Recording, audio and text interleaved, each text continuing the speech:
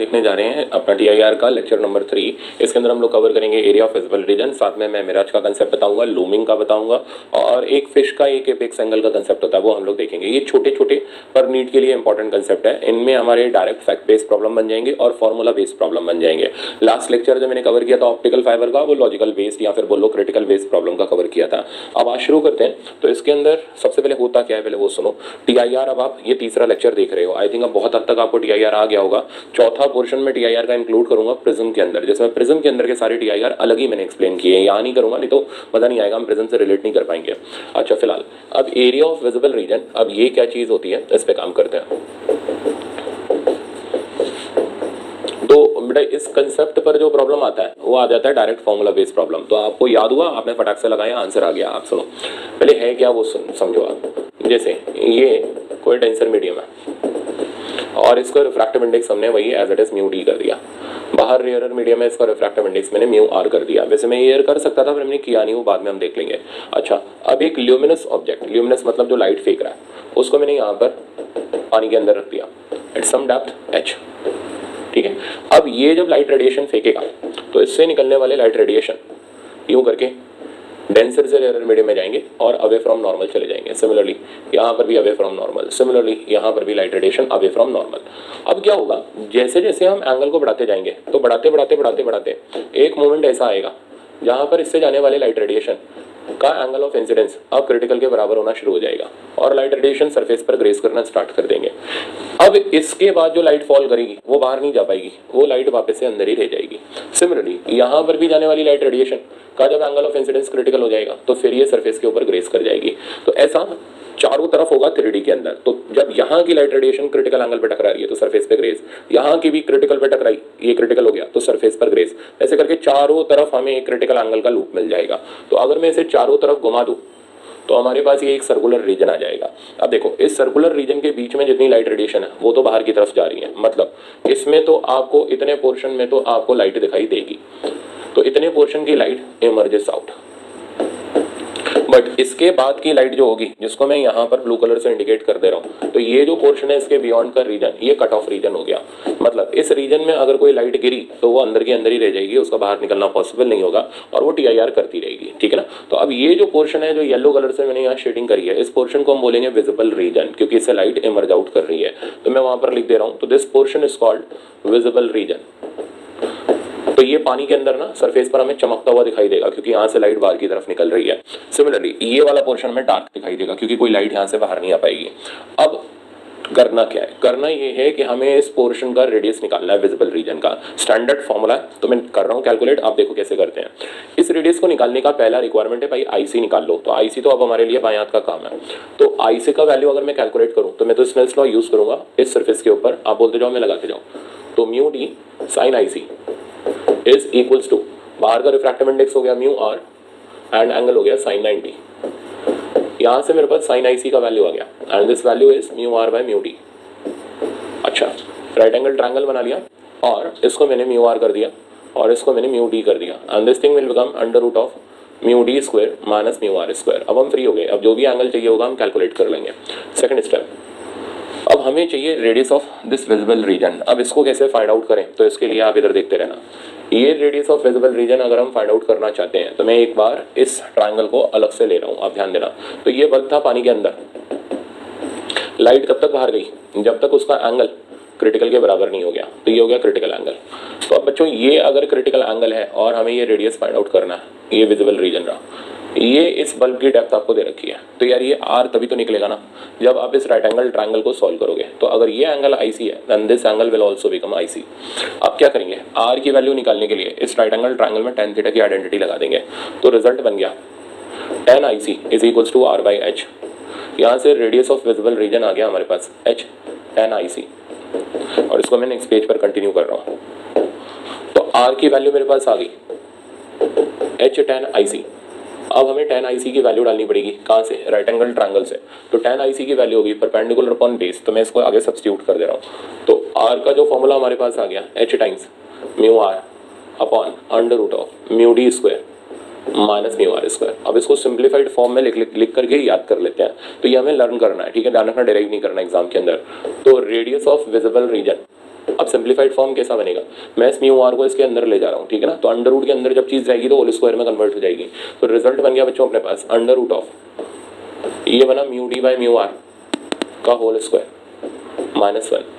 अब इस चीज़ को हम लोग पहले भी देख चुके हैं कई बार, mu D by mu R को हम बोलेंगे relative refractive index of denser with respect to rarer, और जिसको प्रिसाइसली हम लिखेंगे आर म्यू डी। तो रेडियस ऑफ विजिबल रीजन मेरे पास आ गया h upon root under R mu D का होल स्क्वायर माइनस 1। तो ये वो फॉर्मूला है जो हम इजीली याद कर सकते हैं। तो अगर हमें और डिराइव भी कर सकते हो अगर चाहिए आपको तो, ठीक है ना, बट मैं बोलूंगा फॉर्मूला बेस्ड क्यों डिराइव करें। तो रेडियस ऑफ विजिबल रीजन आ गया h अपॉन, जहाँ h होगी बल्ब की डेप्थ पानी के अंदर, under root R mu D का square minus 1। Once we have obtained radius, अब अगर वो हमसे एरिया के बारे में पूछता है तो यार ये तो आसानी से एक्सेसिबल है, तो क्या हो जाएगा पाई आर स्क्वायर पाई। अब इसको मत रटना, बस खाली रेडियस याद कर लेना। एरिया निकालने के लिए हम लगा लेंगे पाई आर स्क्वायर की जगह मेरे पास आ गया एच स्क्वायर डिवाइडेड बाय, अभी अंडर रूट वाला फैक्टर गायब हो जाएगा, तो आर म्यू डी का होल स्क्वायर माइनस 1। तो ये आ गया एरिया ऑफ विजिबल रीजन। तो कुल मिलाकर के हम लोगों ने दो काम किए, रेडियस निकाला एंड एरिया निकाला। अब इस पे प्रॉब्लम देखते हैं। जैसे एग्जाम्पल ये रहा कि सपोज करो एक ल्यूमिनस ऑब्जेक्ट को हमने पानी के अंदर रख दिया at some depth of 10 metre. तो 10 मीटर की डेप्थ पर एक ल्यूमिनस ऑब्जेक्ट रखा हुआ है, ठीक है। We have to find out, अच्छा इधर का रिफ्रैक्टिव इंडेक्स आपको √2 दे रखा है एंड बाहर का रिफ्रैक्टिव इंडेक्स आपको 1 दे रखा है। तो बेटा ये हमारे लिए काम कर जाएगा म्यू डी, ये हमारे लिए बन जाएगा म्यू आर। पॉइंट समझ आ गया। अब हमें निकालना है रेडियस ऑफ विजिबल रीजन। तो थोड़ा थोड़ा कंसेप्ट भी लगाते रहो तो याद अच्छे से रहेगा। तो विजिबल रीजन तब तक मिलेगा जब तक लाइट क्रिटिकल पे ना फॉल करे। तो this thing is called radius of visible reason. और चारों तरफ घुमा दो तो सर्कुलर रीजन हमारे सामने आ जाएगा। अब आप डायरेक्ट फॉर्मूला लगाओ।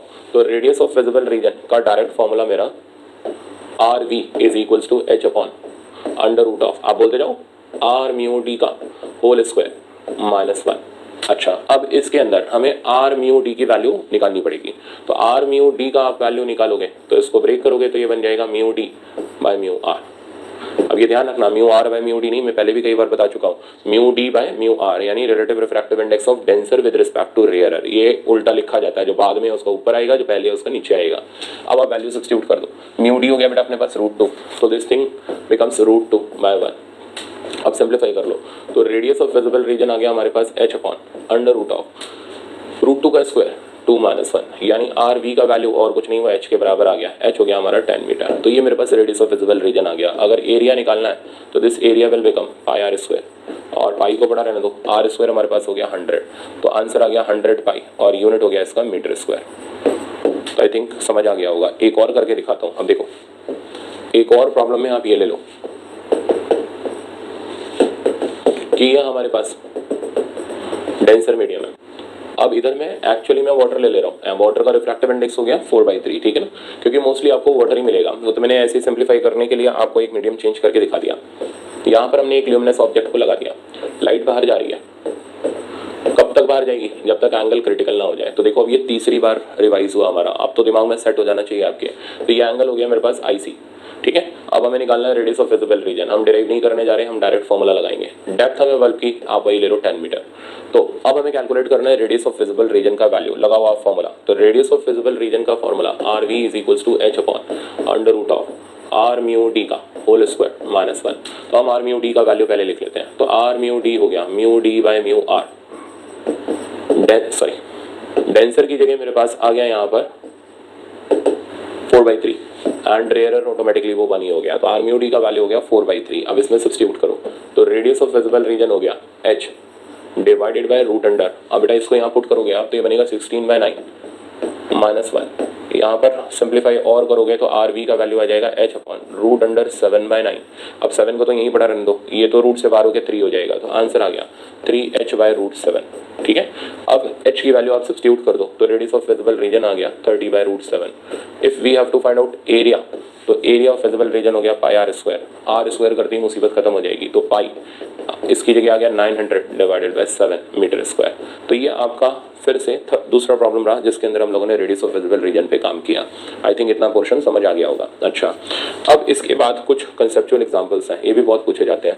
जैसे ये फिश पानी के अंदर है तो ये कितने एंगल तक अपनी आंखों को घुमा के आउटसाइड वर्ल्ड को देख सकती है। अब सुनो, इसके लिए मैं कलर चेंज कर रहा हूँ इसका, ध्यान देना। अब जैसे मान लो यहाँ पर ये सन है, ये सन सेट होने वाला है, डूबने वाला है, तो सन से आने वाली रेस सरफेस के लॉन्ग रेस करती हुई आ रही है।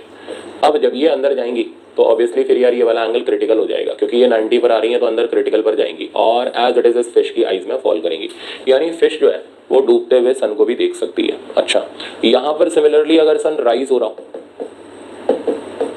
तो राइज होते हुए सन को भी ये बिल्कुल आराम से देख सकती है, यानी फिश आउटसाइड वर्ल्ड में 180 डिग्री का एंगल तक का जो भी चीज है वो कवर कर सकती है।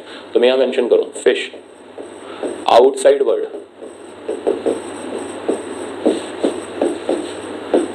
के 180 डिग्री रेंज को देख सकती है। अब इसमें बड़ा इंपॉर्टेंट है, ये ध्यान रखना। क्या इंपॉर्टेंट है बताता हूं। तो फिश जो है वो तो पूरा आउटसाइड वर्ल्ड देख सकती है, कितने डिग्री का, 180 डिग्री का, सनराइज से लेकर के सनसेट तक का।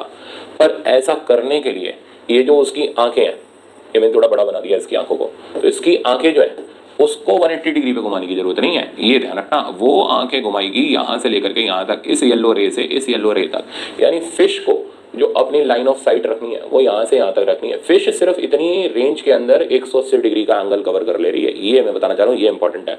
तो फिश देख तो 180 डिग्री तक का रीजन रही है, मतलब पूरा रीजन देख रही है, पर ऐसा करने के लिए उसको अपनी आइस को यहां से यहां तक ही घुमाना है, क्योंकि इसके बाद की रेंज थोड़ा आइस को दिखाई देगी, वो तो यहां से अंदर उठती हुई आ जाएगी, मतलब पानी के अंदर की यहाँ की चीज उसको नहीं दिखेगी, क्योंकि तब एंगल क्रिटिकल से बड़ा हो जाएगा। तो फिश 180 डिग्री वाले वर्ल्ड को पूरी आराम से देख ले रही है, और ऐसा करने के लिए उसका जो एंगल है, फिश को जो एंगल घुमाना पड़ रहा है, इसको बोलते हैं एपेक्स एंगल ऑफ कोन, वो हो गया ट्वाइस ऑफ आईसी। तो to see outside world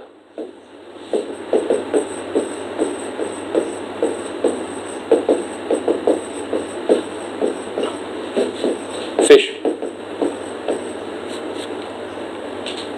covers an angle of twice of IC। अब हमें ये देखना पड़ेगा IC कितना है, तो भाई मछली तो पानी में ही होगी। अब पानी का क्रिटिकल एंगल मैंने आपको डे 1 पे बता दिया था, ठीक है ना, कि sine IC for water air ये 3/4 होता है, और इसकी वैल्यू तकरीबन 48.5 के आसपास होती है, 57 या, तो इसको नियर बाय हम 49 डिग्री ले लेते हैं। तो critical angle for water surface हम 49 डिग्री ले लेते हैं। तो फिश जो एंगल कवर करेगी 180 डिग्री रीजन को देखने के लिए, वो हो जाएगा ट्वाइस ऑफ 49 यानी 98 डिग्री, यानी फिश सिर्फ 98 डिग्री में अपनी आंखों को घुमा करके बाहर के सारे संसार को देख लेगी 180 डिग्री के। तो ये था आपका फिश वाला बेसिक कंसेप्ट। तो अगर आपको कभी फिश का एंगल पूछा जाए तो आपको कुछ नहीं करना, आईसी निकाल के ट्वाइस ऑफ आईसी कर देना। पॉइंट मेरा समझ आ गया। तो ये, और ये वाटर के लिए स्टैंडर्ड रिजल्ट है, आप एज इट इज याद रख सकते हो कि 98 डिग्री में आंखें घुमा करके वो 180 डिग्री रेंज तक का चीज देख सकती है। अब सिमिलरली कुछ और छोटे छोटे कंसेप्ट है, जैसे आप देख रहे हो मिराज का कंसेप्ट। अब ये जो मिराज का कंसेप्ट है ये कहाँ आकर करता है, तो ये एक ऑप्टिकल इल्यूजन होता है। ऑप्टिकल इल्यूजन मतलब एक भ्रम होता है, ठीक ना। अब क्या भ्रम होता है वो सुनो। और ये जनरली डिजर्ट्स में आकर करता है जहाँ टेम्परेचर बहुत ज्यादा हो जाता है।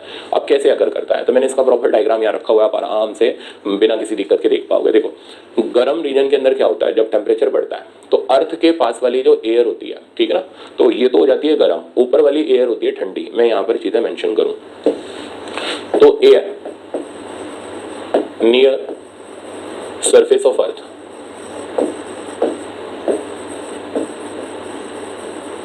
becomes warm। तो यहाँ की हवा जो हो जाती है वो गर्म हो जाती है। अब गर्म हवा का रिफ्रैक्टिव इंडेक्स कम होता है, तो इधर साइड का रिफ्रैक्टिव इंडेक्स, तो जहाँ वार्म एयर है वहाँ का रिफ्रैक्टिव इंडेक्स जो होगा वो लेस होगा, मतलब ये एयर रेयरर हो जाएगी। सही है, इसलिए डायग्राम में सरफेस के पास की जो एयर है उसको रेयरर दिखाया गया। अब जैसे जैसे सरफेस से दूर चलते चले जाएंगे तो एयर away from surface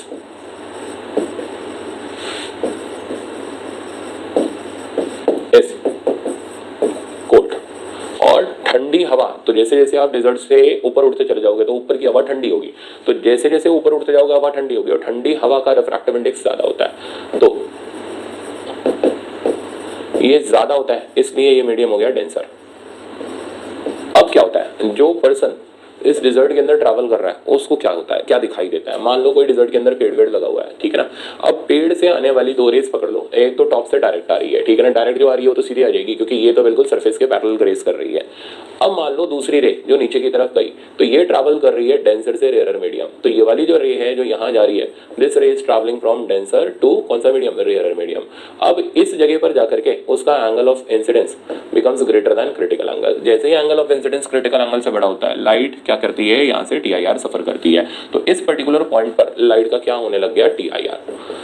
जैसे ही लाइट का TIR हुआ, लाइट रिफ्लेक्ट होकर के इस ऑब्जर्वर की आई में गई और पीछे एक्सटैंड करने पर यहाँ पर इमेज बनी, मतलब पेड़ की इमेज उसको उल्टी दिखाई देगी। अब पेड़ की इमेज उल्टी दिखाई दे रही है तो इससे क्या इल्यूजन क्रिएट होता है, ऐसा लगता है जैसे यार यहाँ पर पानी वानी पड़ा हुआ हो। समझ आ रही है मेरी बात, क्योंकि पानी के अंदर साइड में आप देखोगे कि कोई पॉन्ड के साथ में आपको पेड़ लगा हुआ है, उस पेड़ की इमेज आपको नीचे दिखाई देगी। तो ऐसा इल्यूजन क्रिएट होता है जैसे यहाँ कोई पानी वानी पड़ा हुआ हो। तो इस ऑप्टिकल इल्यूजन को हम बोलते हैं मिराज। तो ये अकर करता है TIR के फिनोमेना की वजह से, और ऐसे अकर करता है कि जैसे जैसे ऊपर चलते चले जाते हैं एयर डेंसर होती चली जाती है और सरफेस के पास की रेयर होती चली जाती है, और फिर डेंसर से रेयर में मूव करने पर जहाँ TIR होता है तो पेड़ की उल्टी इमेज दिखाई देती है, और उल्टी इमेज पानी के अंदर दिखाई देती है। तो उस इंसान को वहम होता है कि यार यहाँ पानी वानी पड़ा हुआ है। तो this illusion is called optical illusion, और इस कंसेप्ट को हम बोलते हैं मिराज।